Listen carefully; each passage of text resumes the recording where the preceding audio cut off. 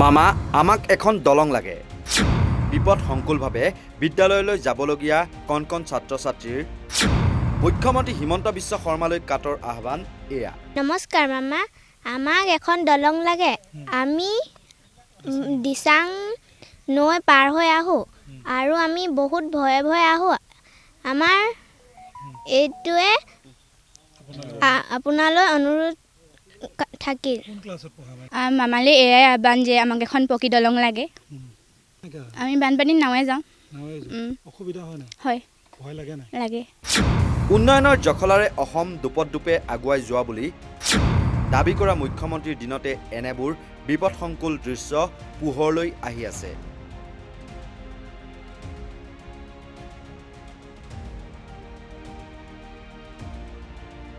নিতৌ অতি বিপদসংকুলভাৱে ছাত্ৰ ছাত্ৰীসকলে দিচাং নদী পাৰ হ'বলৈ শেষ সম্বল মাত্ৰ এখন টুলুঙা নাও। শিৱসাগৰ বেতবাৰী মৌজা আৰু বকতা মৌজাৰ ইকৰাতলিৰ মাজত দিচাং নদীৰ ওপৰত আজি পৰ্যন্ত নহ'ল এখন পকী দলং। ফলত জনসাধাৰণে নিতৌ দিচাং নদীৰ বুকুৱেদি অতি বিপদসংকুলভাৱে টুলুঙা নাৱেৰেই যাতায়াত কৰি আহিছে। বিশেষকৈ ছাত্ৰ ছাত্ৰীসকলে বিদ্যালয়লৈ টুলুঙা হাত নাৱেৰে অতি বিপদজনকভাৱে অহা যোৱা কৰিবলগীয়া হয়।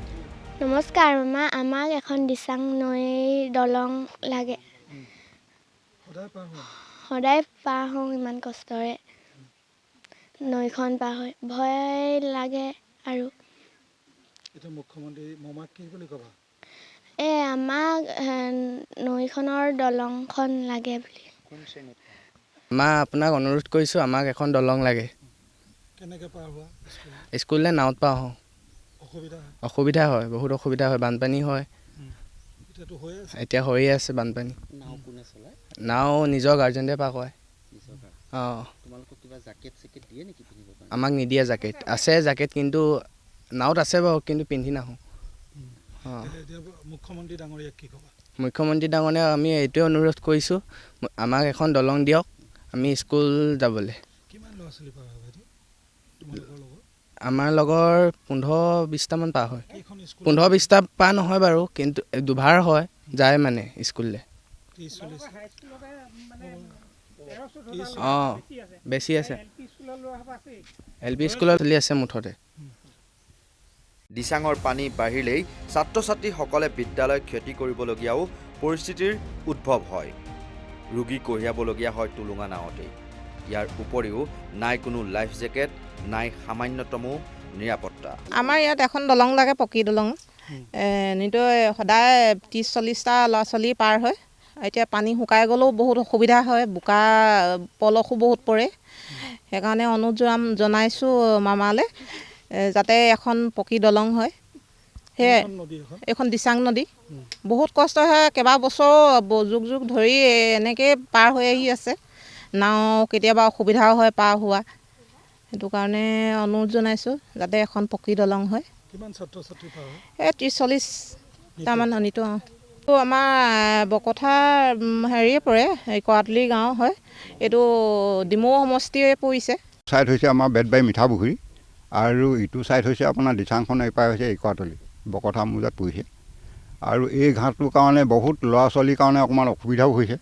হাত নাও বাবলগীয়া হৈছে, কেতিয়াবা আপোনাৰ বিপদো হয়। ধৰক পাৰ হ'ব নোৱাৰে, ধৰক মানুহ নাই, এফালে ঘাটই নাই।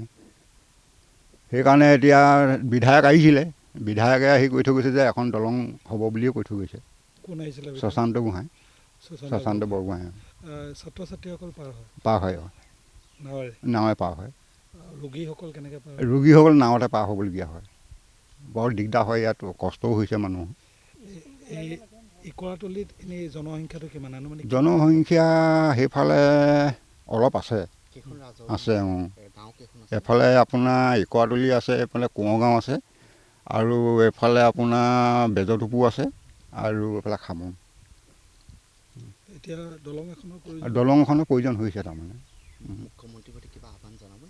অঁ, তেওঁলোকক আমি জনাই আছোঁ, কৈছোঁ যে যেনে তেনে দলংখন দিবৰ কাৰণে, ল'ৰা ছোৱালীখিনিকে পাৰ হ'বৰ কাৰণে। এনে পৰিপ্ৰেক্ষিতত এখন পকী দলং নিৰ্মাণৰ বাবে পদক্ষেপ ল'বলৈ কাটৰ আহ্বান জনসাধাৰণৰ।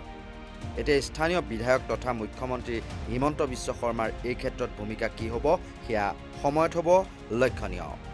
শিৱসাগৰৰ পৰা পাৰ্শ্বতী গগৈৰ প্ৰতিবেদন নৰ্থ ইষ্ট নাও।